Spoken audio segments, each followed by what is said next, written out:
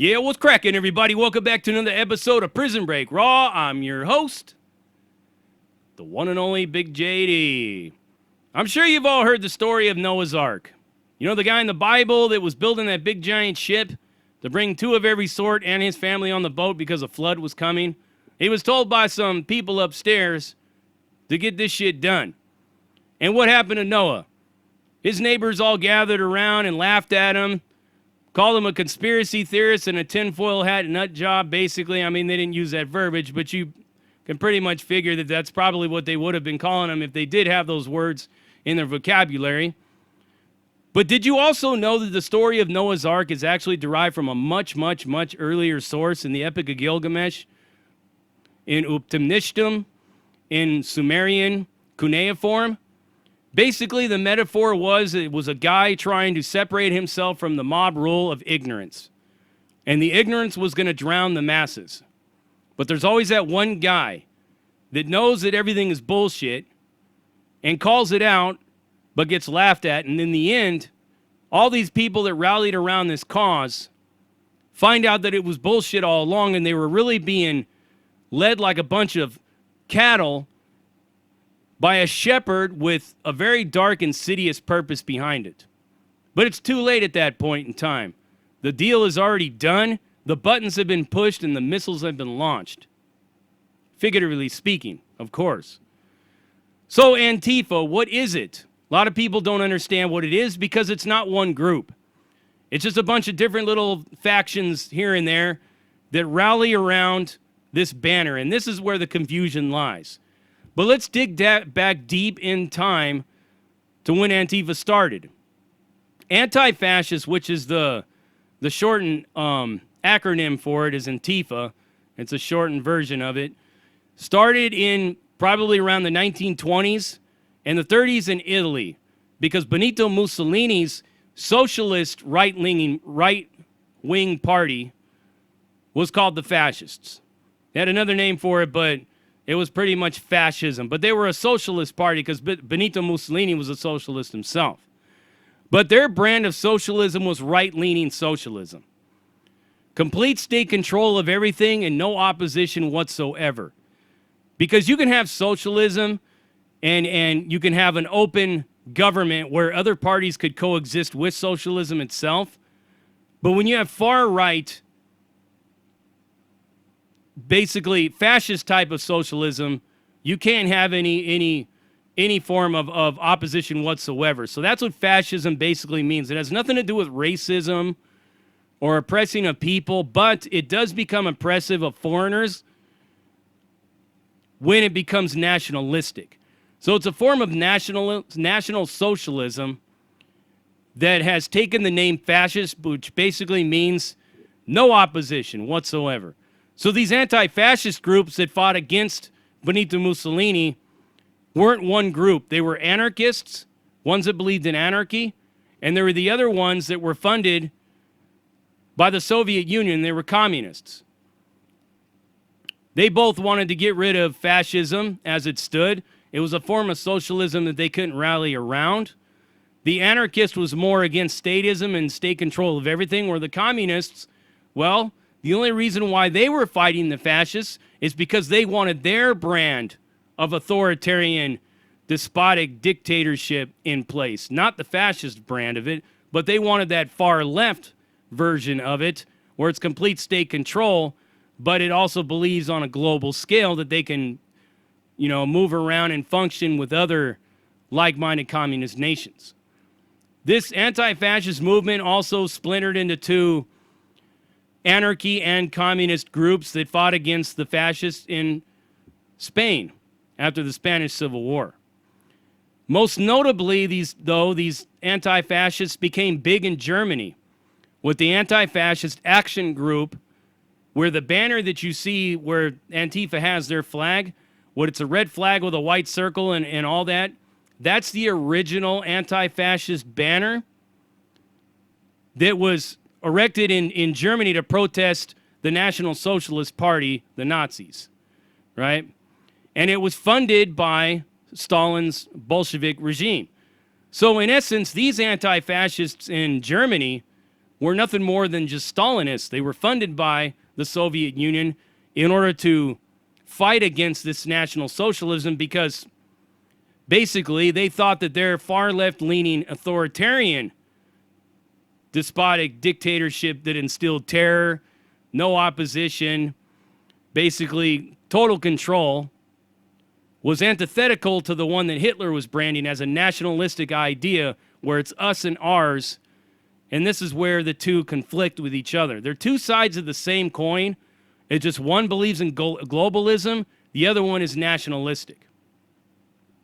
So Hitler, being a National Socialist and a fascist, is antithetical to anything that an anti-fascist would be because they believe in global communist control of everything. So you kind of have to ask yourself, like, what is the difference between the tyrants, right?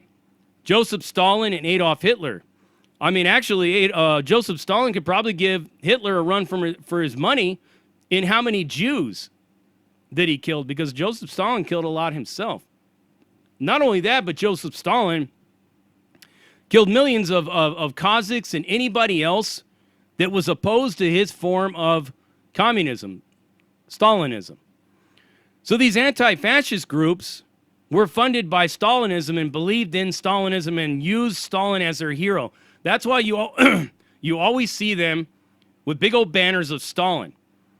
And you have to ask yourself, why would these anti-fascists want to have a role model or a hero of somebody that killed probably more Jews than Hitler, did ethnic cleansing on Kazakhs, did ethnic cleansing on Japanese and Chinese and Mongolians that were in the Soviet Union, put millions of people in gulags, killed millions more, starved the shit out of a bunch of people, but this is their hero.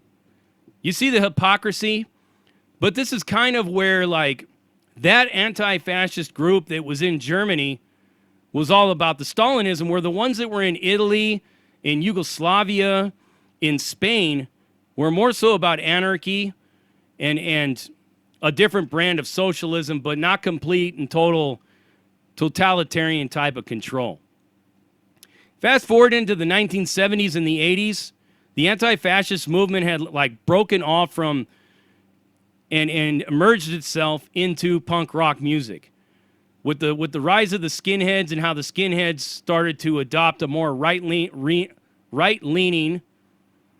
fascist ideology, the anti-fascists on the other side were all about the punk scene too, and the two would always clash. This happened a lot in Britain. It happened a lot in France, and in places like Yugoslavia, Italy, not so much in Germany, but most of these other places. So I've had a chance to actually talk to a couple of real OG-type Antifas. I have chosen to leave their names out because they don't want to really be a part of this. One of them lives in Eastern Europe. The other one lives in France. And they told me that what I said about Antifa and what it is today is spot on. Because one guy actually told me how he saw the change. How he saw that it was, at one point in time, like these Antifa dudes, going all the way back to Spain and stuff, I mean, they were tough. They were with the business. I mean, these ones from those days can go into the prison system and hold their own. Probably even establish their own gang in there and be running shit. Because they were vicious, and they were tough, and they liked to fight. But they said that they saw a shift where originally a lot of anti-fascists were your everyday, like, middle class or low middle class or poor kids in these cities and in these countries, but they started to see, like, higher society people start to infiltrate into these movements and overthrow them. In the United States in the 1960s with the Weather Underground, that was basically a Stalinist funded operation of pretty much re-educating educators over time to where all of these educators were now teaching all our kids. That's why there's so many kids that are coming out of college are so brainwashed and indoctrinated with this left-leaning Marxist ideology, because they see that as the path towards peace and prosperity for everybody. But we've seen everywhere in this world that Marxism and communism and Stalinism and all that shit doesn't work. No matter what the circumstances are, what conditions you place it in, what environment it is in, it never works because there's always that greed factor and there's always that elite group of people that are always going to be at the top and they're going to be corrupt every single time. You ever wondered why in Cuba that the Castro family never has to worry about sickness or illness and never has to worry about going without food or good shelter or clean running water, but the people in Havana and the rest of Cuba don't live so well? You ever noticed in North Korea how Kim Jong-un is fat and everybody in his country is skinny and little? Makes you wonder, right? How does communism even really work when it's been tried over and over and over again and it has failed over and over and over again? What saved China from total failure was the fact that it inserted capitalism into its economics, and it prospered. I mean, a lot of the companies that are over there making goods in China are American companies, European companies alike. The thing that saved China was capitalism. If they would have kept going down the road they were going down, it would have collapsed a long time ago. So this whole anti-fascist move and push on the left is to bring about communism. But originally, it was an anarchist group of kids that were fighting for it, that didn't want racism, didn't want people oppressing them, didn't want an oppressive, authoritarian government ruling over them. When it was anarchistic, it was okay. When the communist idea started to infiltrate into anti-fascism, all it was basically was two tyrants competing against each other for control. The anti-fascists of the communist idea don't really care about racism or people getting killed or opposition being thrown into prisons and places like that.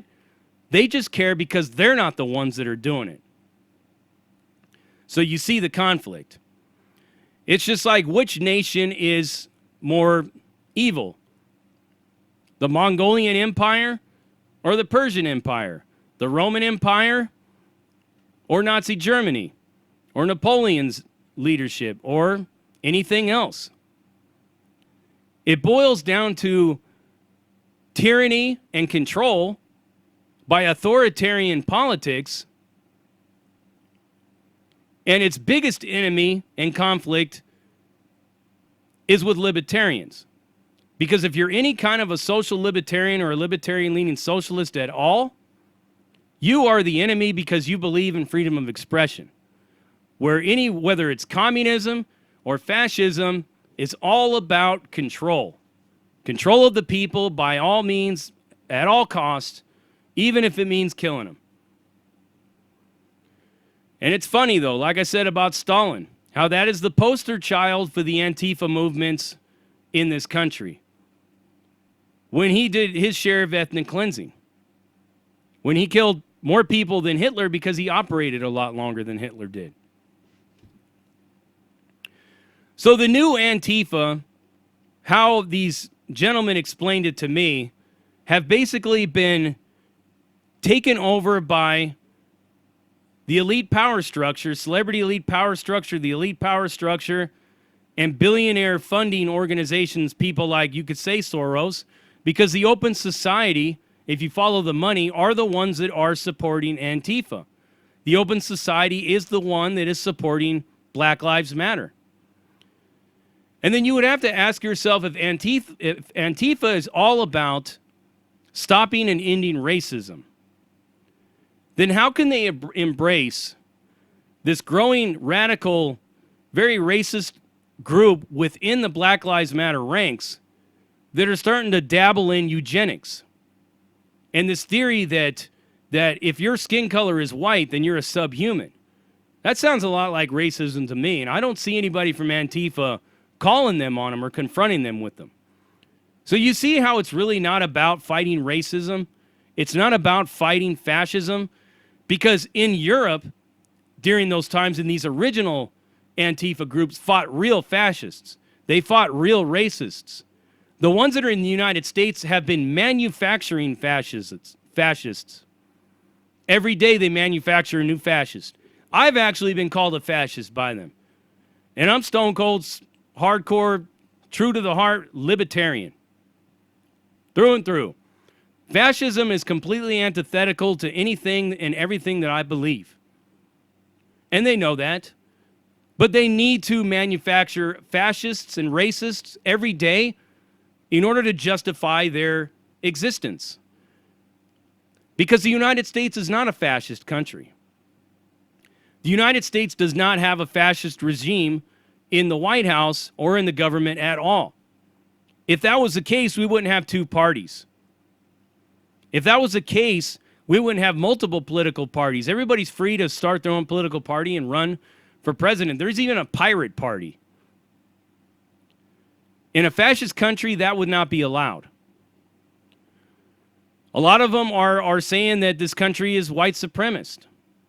Well, if it was white supremacist, nobody of color would have any kind of power whatsoever. Because you have to go look at Nazi Germany. How many people of color had power in Nazi Germany? How many people of color had power in fascist Italy or fascist Spain? None. None had any power at all. They weren't even there. If they were killed or put into concentration camps. Is there an element of racism in this country? Sure there is. Absolutely. One would be a fool to say that there wasn't. But this manufacturing of a fascist under every rock by these Antifas and others is really the mob rule of drowning us in ignorance to the point to where somebody better build another Noah's Ark. Because it's getting to the point to where it's going to be so far to the left that we will actually be experiencing what it really looks like to have fascism. Red fascism. And for those of you out there that say Stalin wasn't a red fascist, and for those of you out there that say that a communist cannot be a fascist, you need to understand that all fascism is it's kind of like you have a bowl of ice cream, right? And you put chocolate syrup on top. The ice cream is the politics. The syrup is the way that it's applied. Fascism is the way politics are applied. Because Benito Mussolini was a socialist, like I said. So you can have communism and fascism together. You can have nationalism with fascism. You can have racism with fascism. Fascism is a flavor that goes well with anything. It's the sugar in your tea. It's the cherry on top of a pie. It's what it is. So Stalin was a red fascist. Mao was a red fascist. So was Fidel Castro. And so is Kim Jong-un. In this country right now, whatever these so-called anti-fascist groups are that are mixed with a bunch of rich, overprivileged white kids that are whining and crying and self-loathing and self-hating of their own skin color, have become an army of ignorant drones that don't even really know who they're fighting because they have to manufacture a fascist every day in order to justify the means to which they go, the links. But what is coming down the road with all of this is actually going to be something that is very fascist in itself. A complete one-party control of the entire government. It's coming. The Senate, the House of Representatives, and the presidency could all very easily become one color after this election. And with that right there, who knows what can happen next? That's been the goal all along. This new brand of anti-fascists, all they are is a bunch of bought and paid for sniveling little rich kids that are fighting for the celebrity elite power structure to have complete control over all of our lives. And that's what it is. And you heard it right here. Prison Break Raw, uncut, uncensored, no holds barred, not sugarcoated, not politically correct, all up in your face, slapping you with that dick of reality. And I'm out.